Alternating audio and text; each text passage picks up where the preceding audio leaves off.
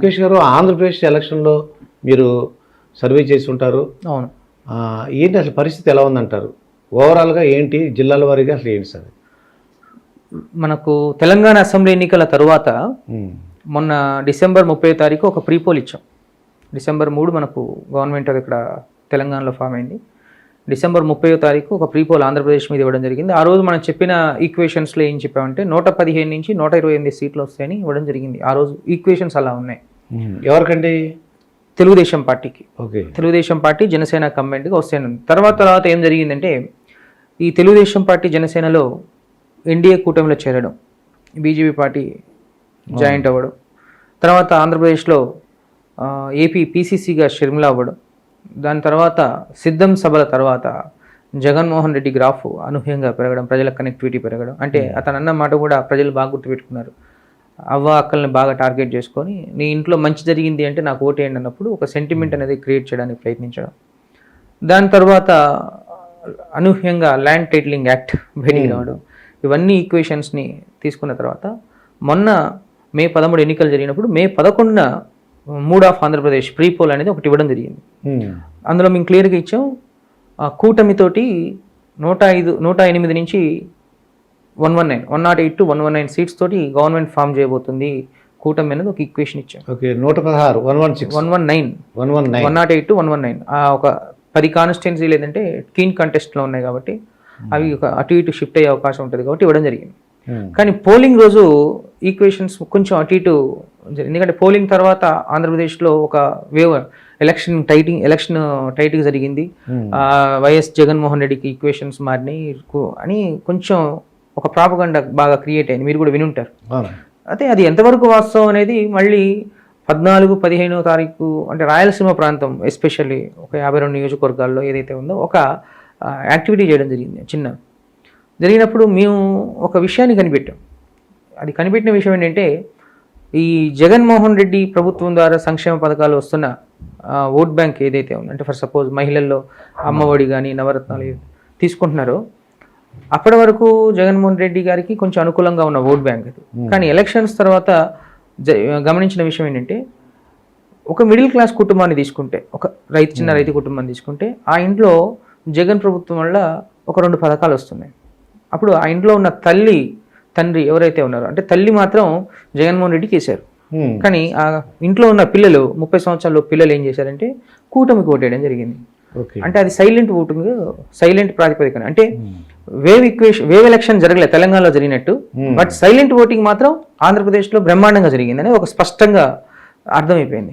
పూర్వం ఏంటంటే ఒక ఇంట్లో అందరు కలిపి మోకుమ్ముడిగా అనుకునేవాళ్ళు, ఇప్పుడు మారింది అనమాట. అయితే ఇంకొక విషయం గమనించింది ఏంటంటే విజయవాడ ఇటు సైడ్, విజయవాడ ఉమ్మడి కృష్ణా జిల్లా ఈస్ట్ వెస్ట్లో గమనించింది ఏంటంటే ఆ రోజు ఎలక్షన్కు ముందు రోజు హైదరాబాదు, బెంగళూరు, చెన్నై అంటే బయట ఉన్న ప్రాంతాల్లో ఉన్న విద్యార్థులు, ఉద్యోగస్తులు వీళ్ళందరూ కూడా ఒక సంక్రాంతి పండగకు వచ్చినట్లు ఓటేయడానికి వచ్చారు.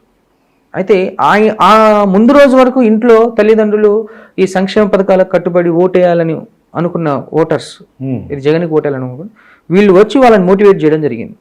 ఓకే. బయట నుంచి వచ్చిన ఓటర్స్ ఇన్ఫ్లుయెన్స్ చేసి ఆ ఇంట్లో ఉన్న తల్లిదండ్రులను కూడా సైలెంట్గా కూటమికి వేయించారు. అది అట్లే ఈ రకంగా ఏం జరిగిందంటే కూటమికి సైలెంట్ ఓటింగ్ అనేది బాగా పడింది. 70% సైలెంట్ ఓటింగ్ కూటమికి పడిపోయింది అనేది ఒక స్పష్టత అనేది మాకు క్లియర్గా ఉంది. అది ఏ మేరకు పడింది, ఎన్ని సీట్లు ప్రభావితం చేస్తుందని రేపు ఎగ్జిట్ పోల్లో మనం క్లియర్గా చెప్పుకుందాం. ఓకే. ఇప్పటివరకు ఖచ్చితంగా నిర్ణయం ఏంటంటే ఓకే సైలెంట్ ఓటింగ్ అనేది కూటమి సైడ్ ఉండింది. అండ్ బయట నుంచి వచ్చిన ఓటర్లు ఈ 4% ఎవరైతే మైగ్రేటెడ్ ఓటర్స్ ఉన్నారో వాళ్ళందరూ కూడా 80% ఆఫ్ ఓటర్స్ కూటమికి, చంద్రబాబు నాయుడు పవన్ కళ్యాణ్ కూటమికి ఓటు వేసినట్టు మనం గమనించడం జరిగింది. అంటే ఇవన్నీ చూస్తే మనకు కనిపించేది ఏంటంటే రేపు మనం June 1st ఇచ్చే ఎగ్జిట్ పోల్స్లో మొన్న ఇచ్చిన ప్రీపోల్ ఏదైతే ఉందో May 11th ఇచ్చిన ప్రీపోల్ దానికన్నా ది బెస్ట్ పిక్చర్ ఇవ్వబోతున్నాం అనేది ఒక క్లియర్ అయితే ఉంది. కానీ ఎన్ని సీట్లు అనేది మాత్రం ఆ రోజు చెప్తాం ఎగ్జిట్ పోల్. అంటే ఇక జిల్లాల వారికి చూసినట్లయితే శ్రీకాకుళం నుంచి విజయనగరం అవన్నీ ఎలా ఉన్నాయంటారు? ఇప్పుడు శ్రీకాకుళంలో మనకు 10 సీట్లు అండి. శ్రీకాకుళంలో 10 సీట్లలో ఏంటంటే మొన్నటి వరకు 50-50 ఉండింది. బట్ ఇక్కడ ఏంటంటే కొంచెం పెరిగే అవకాశాలు ఉన్నాయి, 1-2 స్థానాలు పెరుగుతున్నాయి. ఓకే. విజయనగరంలో 2 స్థానాల వరకే ఉండే మొన్న May 11కు మనం ఇచ్చిన దాంట్లో. బట్ ఇంకొక 2 స్థానాలకు కొంచెం అనుకూల అంశాలు అయితే వాతావరణం కనపడుతుంది. ఇక విశాఖపట్నం మొదటి నుంచి కూడా జనసేన టీడీపీ కూటమికి అనుకూలంగా ఉన్న జిల్లా, ప్రస్తుతం కూడా అలానే కొనసాగుతూ ఉంది. ఈస్ట్ వెస్ట్లో కొంచెం భారీ పరిణామాలు అయితే ఉన్నాయి. వీళ్ళు ఊహించిన దానికంటే ఒక 2 సీట్లు ఎక్కువ వచ్చే అవకాశాలు అయితే క్లియర్గా ఈస్ట్ వెస్ట్ కూటమికి. ఉమ్మడి కృష్ణా జిల్లాలో ఒక 2-3 స్థానాల్లో తప్ప మచిలీపట్నం పార్లమెంట్ అయితే క్లీన్ స్వీప్ చేస్తుంది. విజయవాడ పార్లమెంట్ లో కొంచెం 1-2 స్థానాల్లో కొంచెం డౌట్ ఉంది. అంటే బాలశౌరి గారు అండి, బాలశౌరి అంటే పార్లమెంట్ బాలశౌరి అంటే అసెంబ్లీ నేను చెప్తుంది. ఓకే. అదేవిధంగా ఉమ్మడి గుంటూరు జిల్లాలో వచ్చేసి పల్నాడు మళ్ళీ క్లీన్ స్వీప్ చేసే అవకాశాలు ఉంది. కూటమికి ఒక సీటు నర్సరావుపేట సీట్ డౌట్ లో ఉంది, మిగిలినవి కూడా క్లియర్ గా ఎడ్జ్ ఉన్నాయి. గుంటూరు పార్లమెంట్ లో 1-2 సీట్లు మినహాయించి మొత్తం కూడా క్లియర్ ఎడ్జే ఉన్నాయి. ప్రకాశంలో కొంచెం 70-30 రేషియోలో కనిపిస్తుంది. అది ఏది జరుగుతుందో చూడాలి. దాని తర్వాత నెల్లూరులో వచ్చేసి 60-40 రేషియో ఉంది. ఇక మిగిలింది వచ్చేసి రాయలసీమ 52 నియోజకవర్గాల్లో మంచి ఫిగరే కూటమికి రాబోతుందని క్లియర్గా స్పష్టంగా తెలుస్తుంది.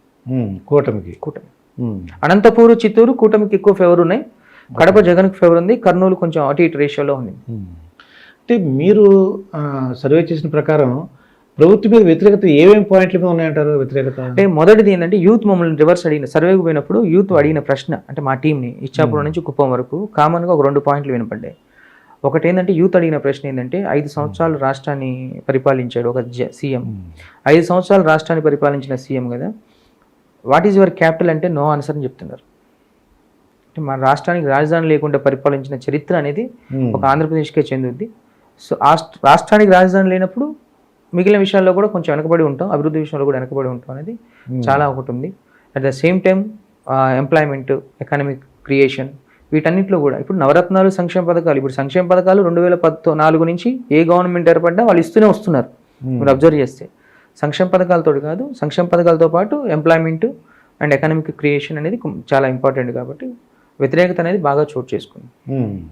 అంటే అనుకూలత అంశాలు అంటే వైసీపీకి మహిళా ఓట్ బ్యాంక్, మహిళా ఓట్ బ్యాంక్, సంక్షేమ పథకాలు ఎలా ఉంది అంటే అంతకుముందు 2014 నుంచి 19 చంద్రబాబు నాయుడు ప్రభుత్వం ఉన్నప్పుడు సంక్షేమ పథకాలు వచ్చినప్పుడు ఏంటంటే వాళ్ళు రోజువారీ కూలీ అవన్నీ చూసుకొని రోజుకు 100-200 మిగిలేటివి.